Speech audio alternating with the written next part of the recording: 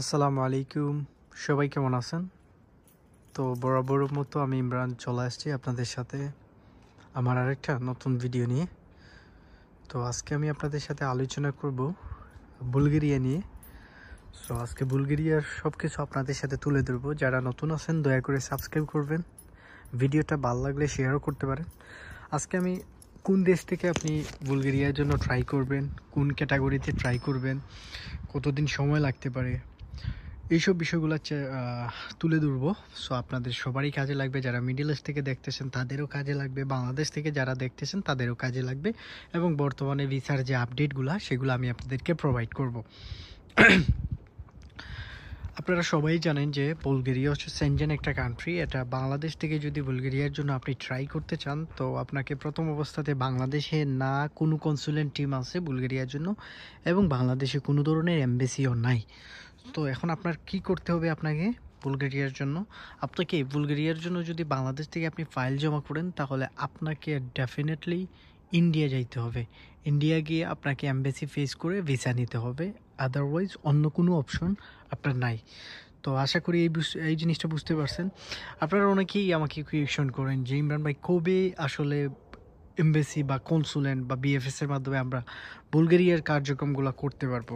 Still now there is no hope for Bulgaria embassy in Bangladesh. There is no hope for any kind of consulate team in Bangladesh. There is no hope for কোনো ধরনের আশাও নাই BFS এর মাধ্যমে হওয়ার, কারণ already 6 month গন।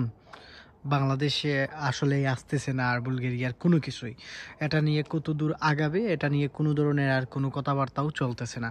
তো আশা করি এই জিনিসটা বুঝতে পারছেন। যারা বুলগেরিয়ার জন্য চেষ্টা করবেন তারা ইন্ডিয়া যাওয়ার একটা জটিলতা আপনাকে ফেস করতে হবে যদি বাংলাদেশ থেকে আপনি ট্রাই করেন।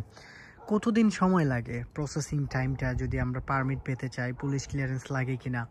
হ্যাঁ, বুলগেরিয়ার জন্য যদি আপনারা ট্রাই করেন তাহলে আপনাদের ডেফিনেটলি পুলিশ ক্লিয়ারেন্স লাগবে। আবেদন করতে হলে প্রথমেই লেগে যাবে, প্রথমেই কিন্তু লাগবে। ওইটা লিগালাইজ করতে হবে আপনাকে বুলগেরিয়ান এমবেসি থেকে, ইন্ডিয়া থেকে ওইটা লিগালাইজ করে আনতে হবে। লিগালাইজ আপনি কারোর মাধ্যমে করাইতে পারেন, 15-20 হাজার টাকার মতো খরচ আপনার আসতে পারে। তো আশা করি এই জিনিসটা আপনারা বুঝতে পারছেন যারা আমাকে কুয়েকশন করছিলেন। আরেকটা কুয়েকশন অনেকেই করেন, সেটা হচ্ছে যে বুলগেরিয়ার জন্য পারমিট আসতে কতদিন সময় লাগে। কেউ বলতেছে 1 মাসে চলে আসে, কেউ বলতেছে 2 মাসে চলে আসে। আসলেই কি 2 মাসে চলে আসে? বুলগেরিয়ার জন্য পারমিট পাইতে হলে আপনাকে 3 মাসের মতো ওয়েট করতে হওয়া লাগতে পারে। সো আপনাকে 3 থেকে 2 মাস, 2 মাসে খুবই কম আসে, ম্যাক্সিমাম কিন্তু 3 মাস, 3.5 মাস এরকম লাগে যায়। অনেক ক্ষেত্রে দেখা যায় কারো 4 মাসও লেগে যায়। So it's all about your lakh. And যার মাধ্যমে আপনি কাজ করবেন, যদি ওনারা প্রপারলি কাজ করে তাহলে হয়তো 2 মাসেই চলে আসতে পারে। সো বাট ম্যাক্সিমাম অ্যাভারেজ টাইমটা হচ্ছে গিয়ে আপনার 3 মাসের মতো সময় লাগে। সো হোপফুলি আপনারা এই জিনিসটা বুঝতে পারছেন। এখন আরেকটা জিনিস আপনারা অনেকেই প্রশ্ন করেন যে এই বুলগেরিয়ার জন্য আমরা কোন ভিসাতে ট্রাই করব, কোন ক্যাটাগরিতে বাই ট্রাই করলে আমাদের ভিসা পাওয়ার পসিবিলিটি আছে, বা আমরা বাংলাদেশি হিসাবে কি সেক্টর বা কি ভিসাতে আবেদন করা যাবে বুলগেরিয়ার ক্ষেত্রে। আপনি যদি একজন বাংলাদেশি হন তাহলে বাংলাদেশ থেকে আপনি স্টুডেন্ট ভিসাতে ট্রাই করতে পারবেন। উইদাউট আইএলসি কিন্তু বুলগেরিয়ার জন্য স্টুডেন্ট ভিসাতে জমা করা যায়। তারপর হচ্ছে আপনি চাইলে বুলগেরিয়ার কাজের ভিসাতে, ওয়ার্ক পারমিট যে ভিসাগুলো সেগুলোতে ট্রাই করতে পারবেন। আপনি চাইলে ভিজিট ভিসাতে ট্রাই করতে পারবেন। এখন আপনার যদি পড়ালেখা না থাকে তাহলে আপনি ওয়ার্ক ভিসা ক্যাটাগরিতে ট্রাই করতে পারবেন। এখন এই জায়গাতে কিন্তু একটা কিন্তু আছে, অনেকেই কিন্তু ওয়ার্ক ভিসার মধ্যে কিন্তু 2টা ক্যাটাগরি আছে। একটা হচ্ছে শর্ট টার্ম, অর্থাৎ 3 মাসের যে পারমিট, সিজনাল পারমিট। একটা হচ্ছে 9 মাস বা 9 মাসের বলতে আমরা 1 বছরের যেটাকে বলি, অর্থাৎ ভিসা ক্যাটাগরি ডি এবং ভিসা ক্যাটাগরি সি, অর্থাৎ লং টার্ম ভিসা এবং শর্ট টার্ম ভিসা। এখন আপনি যদি 3 মাসের পারমিট পান তাহলে আপনাকে শর্ট টার্ম ভিসা ক্যাটাগরি সিতে আপনি ফাইল সাবমিট করবেন, আর যদি লং টার্ম ভিসা পান তাহলে ভিসা ক্যাটাগরি ডিতে আপনি জমা করবেন। এখন আসেন মেইন পয়েন্টে। এই পয়েন্টে অনেকের মনে কুয়েকশন, অনেকের মনে একটা বিভ্রান্তিকর অবস্থা ক্রিয়েট হয় যে কোন ক্যাটাগরিতে জমা দিলে আমাদের জন্য ভালো। আপনারা রিসেন্টলি গত কয়েক মাস আগে আমার অনেক ভিডিও দেখছেন। আমি ওই ভিডিওগুলোতে আপনাদেরকে বলছি সবসময় চেষ্টা করবেন বুলগেরিয়ার জন্য আপনারা ভিসা ক্যাটাগরি ডিতে ট্রাই করার জন্য। অর্থাৎ এই ভিসা ক্যাটাগরি ডিতে আপনি যদি ট্রাই করেন তাহলে আপনার ভিসা হবে।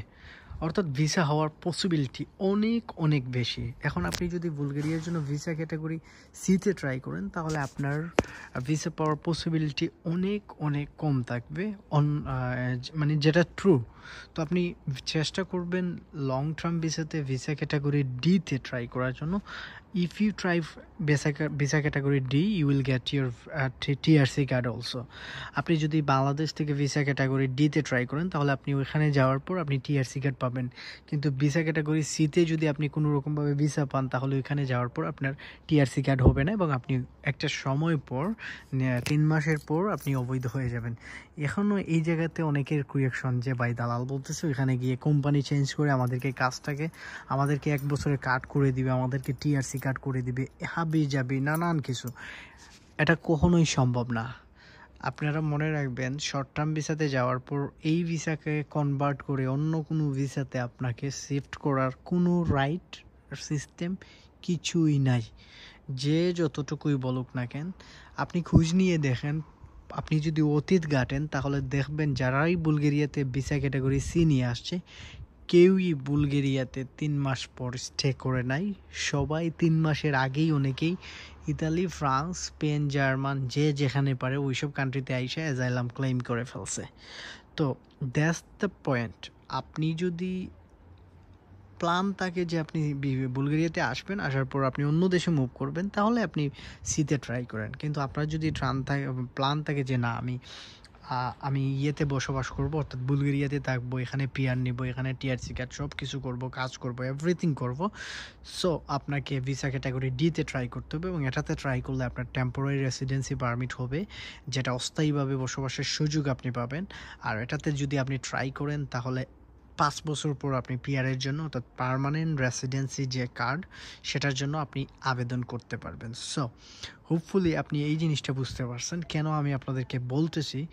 এটা হচ্ছে প্রধান কারণ। তারপর হচ্ছে যে এখন আসেন যে এই পার্টে মিডল ইস্ট থেকে যারা আমাকে জিজ্ঞেস করতেছেন যে ভাই মিডল ইস্ট থেকে আপনারা সবাই জানেন যে এক মাস 2 মাস আগে প্রচুর হাইপ উঠছে মিডল ইস্ট থেকে, যে ভিসা ক্যাটাগরি সিতে অর্থাৎ বুলগেরিয়ার সি শর্ট টার্ম ভিসাতে ফাইল জমা দেওয়ার জন্য। তো এই শর্ট টার্ম ভিসাতে ফাইল জমা দেওয়ার জন্য অনেকেই আমাকে জিজ্ঞেস করছেন যে ভাই ভিসা ক্যাটাগরি সিতে ফাইল জমা দিব, তাহলে সিতে জমা দিলে কি আসলে ভিসা বা এগুলা কিছু হবে কি না, এটা নিয়ে আমাকে অনেকেই কোয়েকশন করছেন। দেখা যাচ্ছে, খোঁজ নিয়ে দেখা যায় যারাই বুলগেরিয়ার জন্য visa category C, Middle East, সৌদি আরব, দুবাই, কাতার, বাহরাইন, মানে মিডল ইস্টের যে যেখান থেকে জমা দিচ্ছে ম্যাক্সিমামের কিন্তু রিজেক্ট হয়ে যাচ্ছে। আমি রিসেন্টলি দুবাই থেকে আমার সাথে 3 থেকে 4-5 জন কথা বলছে সবাই ভিসা ক্যাটাগরি সিতে রিজেক্ট। এখন সবাই কোয়েকশন করতেছে ভাই এখন কি করব, কোনটাতে ট্রাই করবো, আবার কি অন্য কোনো দেশে দিব কিনা, এই বিষয়গুলো নিয়ে আমার কাছে জানতে চাইছে। সো দিন শেষে কি দেখা যায়? দিন শেষে দেখা যায় everyone there is no hope for, মানে ভিসা ক্যাটাগরি সির জন্য কোনো ধরনের আশা নাই। আপনারা এই ভিসাতে মিডল ইস্ট থেকে বলেন বা বাংলাদেশ থেকে বলেন ভিসা ক্যাটাগরি সিতে ট্রেসটা কইরেন না, এটাতে ভিসা বা এগুলো হয় না। কারণ এটাতে সন্দেহজনক মনে করে বাংলাদেশিরা ওইখানে গিয়ে পালিয়ে যাবে, যার কারণে আসলে এই জিনিসটা কেউ মানে করতে চায় না। তো আশা করি এই জিনিসটা আপনারা বুঝতে পারছেন। সবাই চেষ্টা করবেন ডিতে আসার জন্য। এখন আসেন এই পার্টে আপনাদেরকে আপনাদের যে আছে, সবাই আমাকে স্যালারির যে বিষয়টা বলেন যে বুলগেরিয়াতে কেমন স্যালারি পাওয়া যায়। আপনি 600 ইউরোর মতো বুলগেরিয়াতে স্যালারি পাবেন। আর এটাতে অনেক এটাতে আপনি বুলগেরিয়াতে 600 ইউরোর মতো স্যালারি পাওয়া যায়। 550 ইউরো থেকে 600 ইউরো হয়। বিভিন্ন ধরনের কাজের সুযোগ আছে। আপনারা যারা স্কিল ওয়ার্কার আছেন তারা কিন্তু চাইলে বুলগেরিয়ার জন্য ট্রাই করতে পারবেন। বুলগেরিয়াতে অনেক স্কিল ওয়ার্কারদের ডিমান্ড আছে। লাইক আপনি কনস্ট্রাকশন রিলেটেড কাজের ডিমান্ড আছে। তারপর হচ্ছে গিয়ে আপনার প্লাম্বার, প্লাস্টার, এইসব কাজেরও প্রচুর ডিমান্ড আছে। সো আপনারা এই যে কাজগুলোর কথা বলছি, এগুলোর কাজ আপনারা শিখে আপনারা ট্রাই করতে পারেন। তারপর আপনি রেস্টুরেন্টের অনেক কাজ শিখতে পারেন, যে কাজগুলা আপনি শিখলে আপনার ইন ফিউচারে ইউরোপের মাটিতে আসলে আপনার জন্য কাজে লাগবে। So that's the point. আপনারা চেষ্টা করবেন কাজ শেখার জন্য। আর কাজ শিখে ট্রাই করার জন্য। তারপর হচ্ছে বিভিন্ন রেস্টুরেন্ট, হোটেল সেক্টরে কাজ আছে। বুলগেরিয়াতে প্রচুর হোটেল সেক্টরে কাজ আছে, অনেক স্টুডেন্ট ভাইয়েরা আছেন ওইখানে গিয়ে পার্ট টাইম জব ওইসব হোটেল, মানে 5 স্টার যে হোটেলগুলো আছে এইগুলোতে কাজ করে। সো মোটামুটি এখন বুলগেরিয়াতে ইউরো চালু হয়ে যাচ্ছে। আমি সম্ভবত এই নিউজটা জানি না যে এখন চালু হয়ে গেছে কিনা। কেউ যদি জানেন আপনারা কমেন্ট বক্সে কমেন্ট ড্রপ করবেন, আমার আসলে ওইটা মনে নাই।